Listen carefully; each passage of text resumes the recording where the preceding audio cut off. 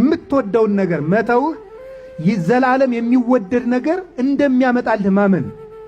10 ደቂቃ የሚያስደስትህን ነገር በማለፍህ 10 ዓመት የሚያስደስት ነገር እንደሚያመጣልህ እሱን ማመን ነው ደስታም ይሰጣል። ነገን ማየት ነው ዛሬን ሊያሳልፈን የሚችለው።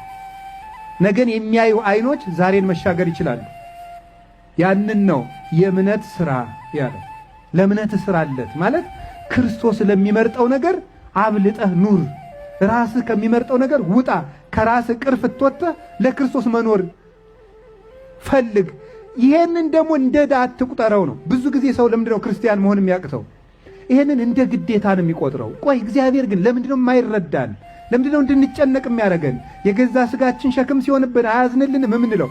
እግዚአብሔር ያንን የሚያደርግበት ምክንያት ወዝንቱ ፈቃዱ ለእግዚአብሔር ተቀድሶ ትክሙ እምዝሙት። የእግዚአብሔር ፈቃዱ ይህ ነው፣ ንጹህ እንድትሆኑ። ለምን? ያ ንጽህና የማያቋርጥ ሰላም እንደሚሰጠን ያውቃልና እግዚአብሔር። ይሄ ግን የሥጋ ፍላጎታችን የደቂቃ የጊዜ ሰላም ሰጥቶ የዘላለም ሐዘን ጥሎብን ሊሄድ እንደሚችል እግዚአብሔር ስለሚያውቅ ነው። እና ቅዱስ ጳውሎስን ወንድሞቼ ይሄን እምላችሁ ስለማዝንላችሁ ነው ያለ ለዚህ ነው። ያደረግናቸው የሥጋ ሥራዎች የቀን እንኳን የማይሞላ ደስታ ሰጥተው የሰነበተ ሐዘን ጥለው ነው የሚሄዱት። ንጽህና ግን የዘላለም ደስታን እያተረፈ ነው የሚኖር።